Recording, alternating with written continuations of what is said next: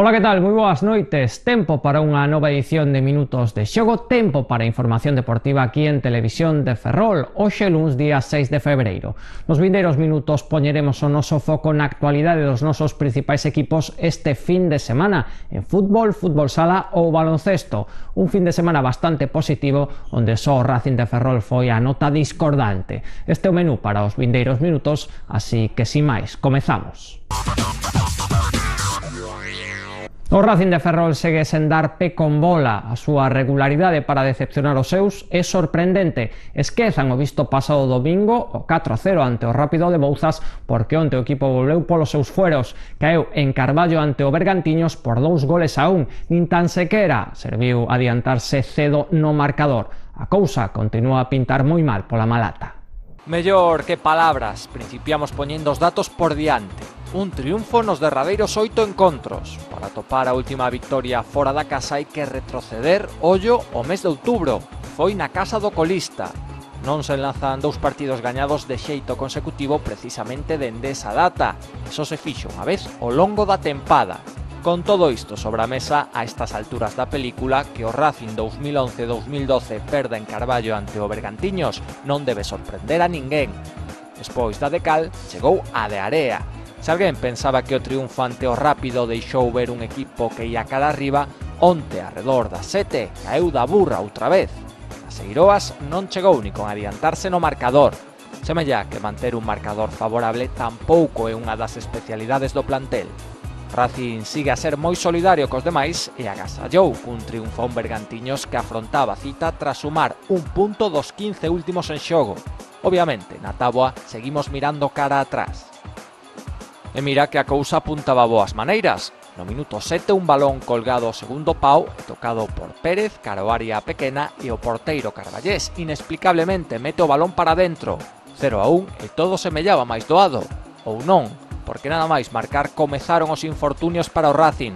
Primeiro coa lesión de Pablo Rey, que tivose que retirar, e despois cun penalti sinalado polo colexado por unha man de Carlos, das que se pitan cando se quere e contra quen se quere. Non desaproveitou a ocasión o Bergantiños, que igualou o cuarto de hora de xogo. O resto da primeira metade transcorreu sin novidade no luminoso, dando paso a un segundo acto onde precisamente enchufados os nosos non saíron. Nada máis saír dos vestiarios, os locais botan unha falta lateral o primeiro pau, entre Bayo e Marcos Balín introducen o esférico na portería. 2-1 para os de Carballo e remontada consumada. E como hoxe por hoxe o Racing non está para remontar, o segundo tempo foi un quero e non podo. Poucas ocasións para os ferroláns, que remataron tirando do inédito Equedi para intentar arranxar o desaguisado e que incluso viron como Bergantiños perdou a contra. Pero nin por esas, derrota outra máis e dolorosa.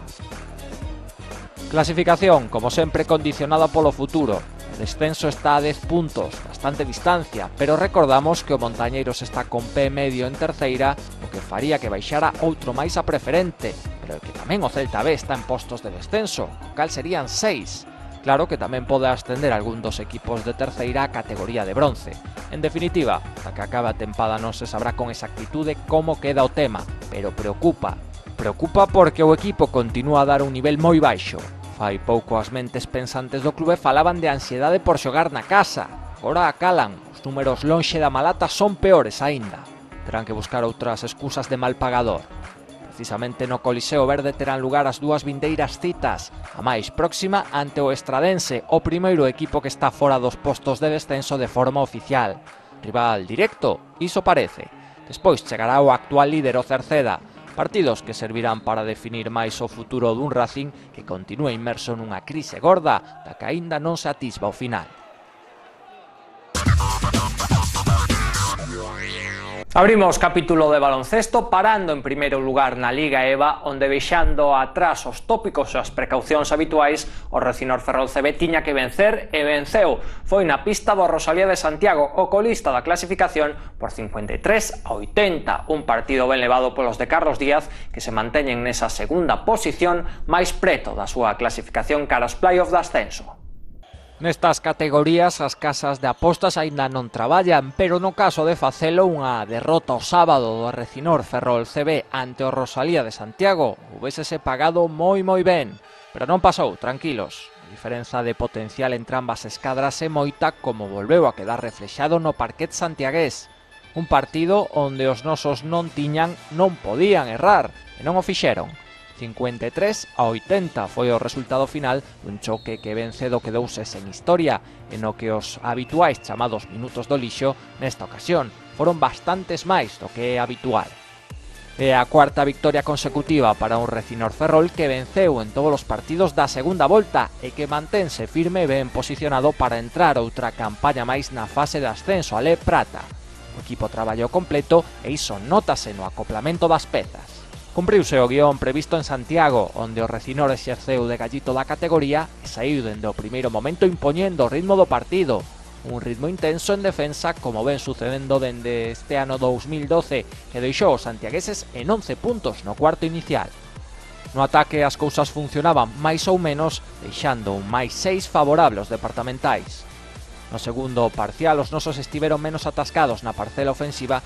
A cousa xa foi coser e cantar, salvando o tradicional baixón que pega o Recinor nalgún momento dos partidos.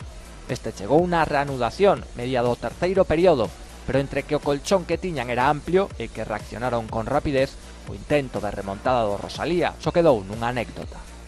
Co triunfo garantido o cuarto período só quedou para repartir minutos e para deixar o luminoso con eses 27 puntos de renta para os departamentais que sacaron adiante o trámite coa suficiencia agardada. Ion Ugarabe e José María Moreno, os dous saindo dende o banquiño, foron os máis destacados no apartado anotador, con 15 e 17 puntos respectivamente. Dos máis novos, Esmorís sigue ben. O lituano Untulis demostra que pode botar unha man, mentres que o checo Selinger semella o máis frouxo dos tres derradeiros en chegar. Outra boa nova é que Jorge Martínez vai collendo ritmo de competición tras varios meses no dique seco. Agora o calendario desta Liga EVA mostra que toca un partido especial, un deses subliñados en cor vermello. Derbi comarcal, segundo acto da festa do baloncesto en Ferrolterra. Sábado a partir das 8:15, Recinor Ferrol, baloncesto Narón no pabillón da Malata. Dous conxuntos metidos de cheo en obxectivos diferentes que chegarán a cita coa briga de non perder e con moito en xogo. Vellos coñecidos, antes compañeiros, agora rivais, e todos os ingredientes para que se vexa un bo espectáculo. Dende o clube ferrolán confían en que a xente se anime e a Malata rexistra a mellor entrada da tempada.